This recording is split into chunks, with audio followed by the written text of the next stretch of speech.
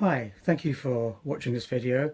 My name is Paul Fisher and I'm currently chairman of the Laycock Art Group in Wiltshire, UK. The Laycock Art Group is a band of about 30 enthusiastic artists. We meet once a week on a Thursday, and if you want to see more of what we do, our exhibitions and demonstrations and so forth, then you can visit our website at www.laycockartgroup.co.uk. The Laycock is spelt Lacock. This is a short demonstration I did for them about 6 months ago on the quick method for stretching watercolour paper. For many years I didn't bother stretching my watercolour paper. I had tried to, but I found it tedious. You had to plan well ahead because you had to leave time for the paper to dry and so forth. But then I did a course with the Australian artist Charles Slugger, and he showed us a quick way of doing it. So this is the method that he showed, and which I now use all the time for my watercolour painting. Basically, what you need are pretty basic in terms of materials. The first thing you want is a stiff board, which is about 3.5 to 5 centimeters or bigger all round than the bit of paper you're going to stretch.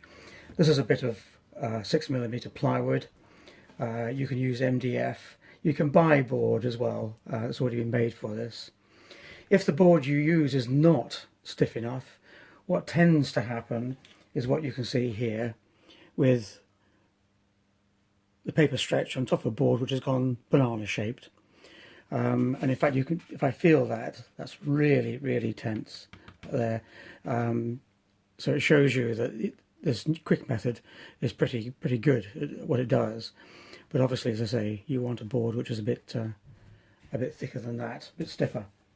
So the board, you need some gum strip, brown sticky paper. I use the Butterfly brand in the UK, about 3.5 centimeters wide. You need paper towel, water, and a large brush. You can use a 1.5-inch household painting brush, no reason why not. And finally, you want a hairdryer.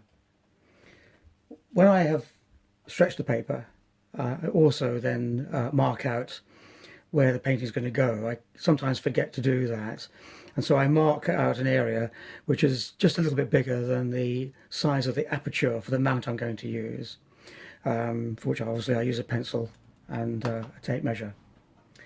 The first thing that we do is take the bit of paper and have it so that the reverse side is up, and then take our brush, water, and slosh the water over generously. You want a good helping of water. I usually go around the edges first of all, and then fill in.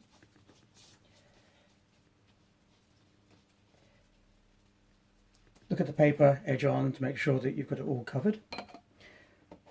Turn it over. So we've now got the face side up, the side that I'm going to paint on, uppermost. Do exactly the same, so we're soaking the paper both sides. This is a fairly small bit of paper, really, a small board, but I have done this on half sheets, and it seems to work pretty well. What I'm using here, paper-wise, is a 300-gram Bockingford, knot or cold pressed. I have used it on lighter papers and it works okay. Heavier papers, going up to 400 grams and so forth, I suppose it's debatable really whether you need to stretch at all, but if you're using big washes, it's always a good idea. Now, we need to let that soak for 3 or 4 minutes at least, because it'll start to cockle. You can see at the edges here there's a bit of cockling going on, and we want to sort of straighten that out before we put the sticky tape down. So whilst that's drying, what I'm going to do is just tear myself off 4 bits of the gum paper tape. So 2 for the long edges and 2 for the short edges. Keep them separate. Nothing worse than sticking down a bit of shorter tape on a long edge. Tends to set panic off. So that's our tape prepared. Now you can see perhaps that there is a slight hill, a cockle there. So all we do now is just use the brush to remove that. Just stretch the paper out a little bit. There we go. Get rid of that. Now, the next stage is quite crucial, quite important. We're going to put the tape onto the paper and onto the board. Well, what I'm going to do is I'm going to go around the edge of the paper with a paper towel and just remove some of the water. If you don't do that, I find that there's too much water for the paper tape, sticky tape, and it doesn't adhere very well. So let's stick the paper down using the same brush again. Wet paper tape. It's a good idea to have a nice large surface to work on. Overlap the edge of the paper, the watercolour paper, by about a centimetre or a centimetre and a half. That's one edge done. Make sure it's all nice and firmly down.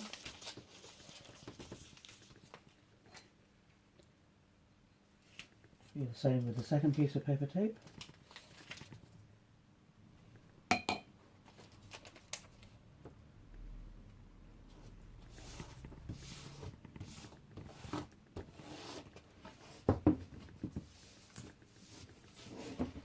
And then we can do the same along the short edges.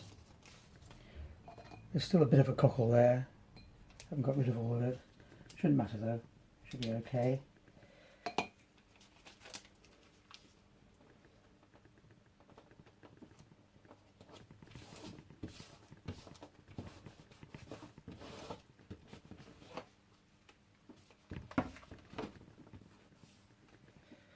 And then the final bit of tape.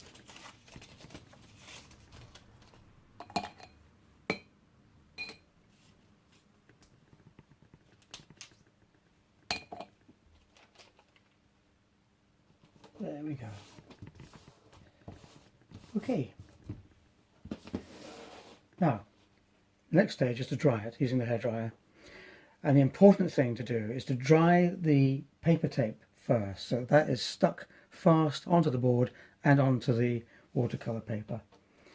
Once you've done that, you can then start to dry the paper, working from the outside, slowly around in a circle or rectangle like that, working your way into the centre of the paper.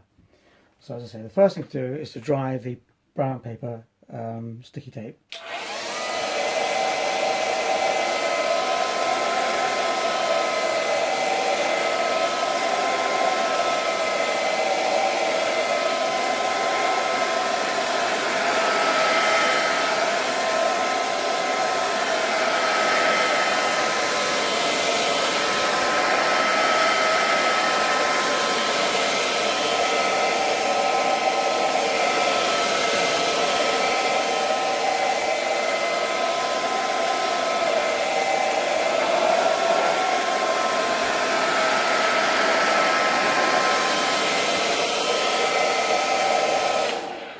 That's the tape dry.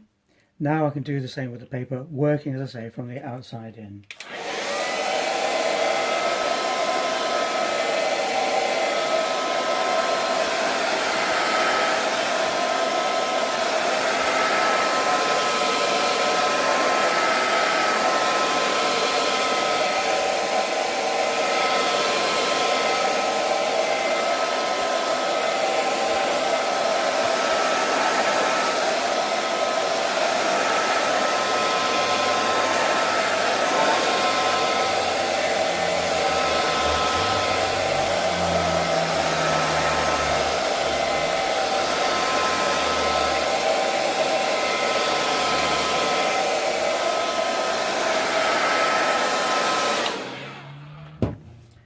That's all nice and dry. The cockle's gone. Total process time, I don't know, 5-6 minutes or so. Finally, as I mentioned before, I just mark off where my aperture is going to come. Now I'm using a 30 by 20 centimetre aperture, so I'm going to mark there just on the outside of the 30 centimetre size, and do the same for the 20.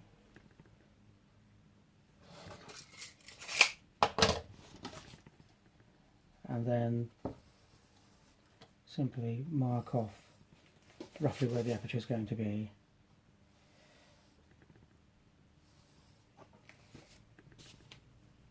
So often I find watercolour artists get a bit of paper, put it down, start painting, forgetting about how they're going to mount it and frame it. So that part is quite essential, putting it down. And that's it. We're now ready to start our painting. So a nice quick process. When you take the paper off the board, when you've done your painting, I cut with a scalpel all the way around, and you should hear, when you cut through 1, 2, maybe 3 edges, a slight ping as the tension is released on the paper, which shows you that the paper's been stretched properly. And you should end up with a bit of paper with very, very few curves or hills and valleys in it at all. Anyway, I hope that's been helpful. Thank you for watching, and good painting.